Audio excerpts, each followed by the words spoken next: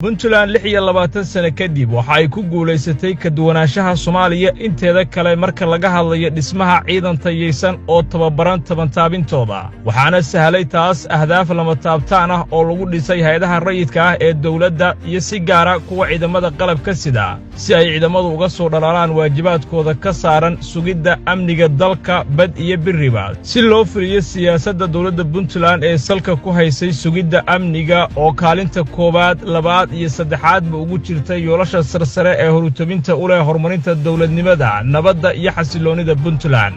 ciidamada badda iyo biriga Puntland waxa ay hirgeliyeen saldhigyo cusub oo laga aasaasay xeebaha degmooyinka waaweyn ee Puntland buuraleyda Calmadow iyo Calmiskaad iyo degmooyinka kale ee dhaca dhulka biriga ee Puntland saldhigyada loo budigay loona qalabiyay sida xeeladda iyo istiraatiijiyadda fogaan aragga ku sugtan waxa asaas u ah difaaca sharafka masiirka mustaqbalka iyo nabadgelyada shacabka Puntland ee Soomaaliyeed dhammaan talisyadaasi ku teedsan badda iyo dhulka Puntland ee ay ka howlgalaan ciidamada BNPF waxa ay cadawga Puntland uga diidan yihiin chief iyo joogba waxa ay kaga hortagaan hagardaamada iyo dhagar kasta ay uga foogan yihiin shacabka kuna khalkhalgelinayaan nabadgelyada iyo xasiloonida dawladnimada dhankooda shacabka Puntland waxay ahaayeen kuwa markasta si dhow u soo dhaweysta ciidamadooda ula shaqeeya si weyn maadaama ay garowsan yihiin mas'uuliyadda wadareedka ah ee ka saaran qof kasta oo muwaadin ah difaaca diintiisa dalkiisa iyo dadkiisa BNPF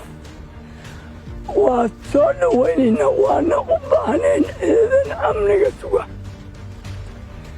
ciidanka BF marka BM wada hadal baa kaga isugu haray waa niman dalka amnigiisa iyo dhismadiisa ka qayb qaata wey ciidankani waa ciidan aan u baahannahay waxaanu kaga raysanaa burcadbadeedii oo iminka aan ayan ka jirin deegaankayaga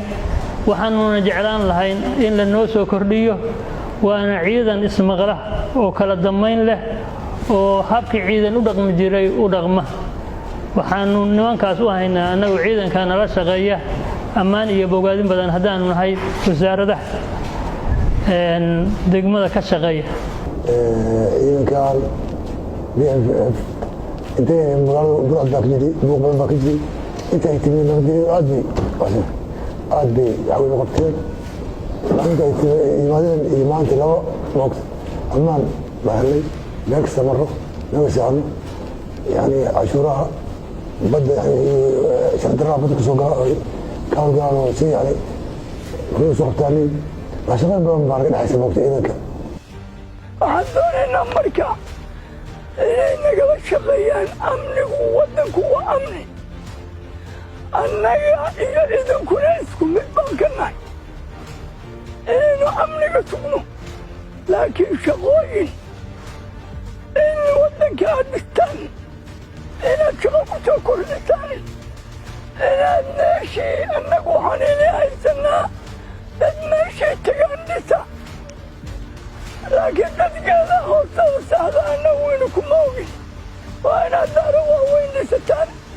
waa inaan shaqayni ka helaa waa inaan amnini ka helaa waa inaanu idinla shaqaynaa waxaanu ka shaqeynaa addoonyaha iyo ururinta insha Allah canshuurahaanu ka shaqeynaa marka ciidanka BNPF waa ciidanka nala shaqeeya waa ciidan aad u habaysan waa ciidan shaqadoodii loo igmaday ka soo baxay waa ciidan aan wada shaqayn dhow leenahay waa ciidan aan warbixin kala qaadano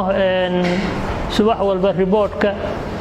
iyo wixii soo biira iyo wixii tagay iyo wixii imanaya ciidankaas waxaanu aad ugu hambaliyeynaynaa sida ay noola shaqeeyaan waayo waxa weeyaan waxay kordhiyeen dakhligii iyo soo ururinteedii waayo doonyaha fikada aad bay wax uga qabtaan waana dabagalaannin waxaana weeye niman aanu amarka kala qaadano haddana waa inaan ciidanka loo soo kordhiyo oo yani waxqabadka yani aad uga baranaysan yani isu wanaagsado mugtahay aad iyo aad madaxweynaha waxaanu ku bogaadinaynaa ciidanka amniga oo uu noo keenay annaguna ballan waxaanu qaadaynaa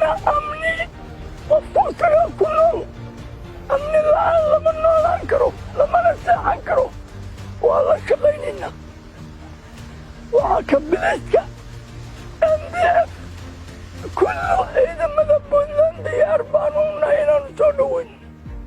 dhinaca kale waxaa iyana la hirgeliyey siyaasadda saldhigyada guurguura ee hadba xaaladaha taagan ay keenaan si loo sugo amniga dalka iyo dadka, iyadoo ay ka mid yihiin sugidda amniga xilliyada doorashada, shirarka waaweyn ee looga ayatashanayo masiirka puntland iyo kan soomaaliyeedba. sugidda amniga madaxda dalka iyo sugidda amniga goobaha muhiimka ah waa qayb ka mid ah mas-uuliyadaha waajibaadka ku ah ciidamada BMPF oo mar kasta ay si gaara ugu astaysan yihiin ka soo dhalaalidooda, kama daalayaan, ma hakranayaan, kamana meermeerayaan marnaba waajibaadkooda dastuuriga ah.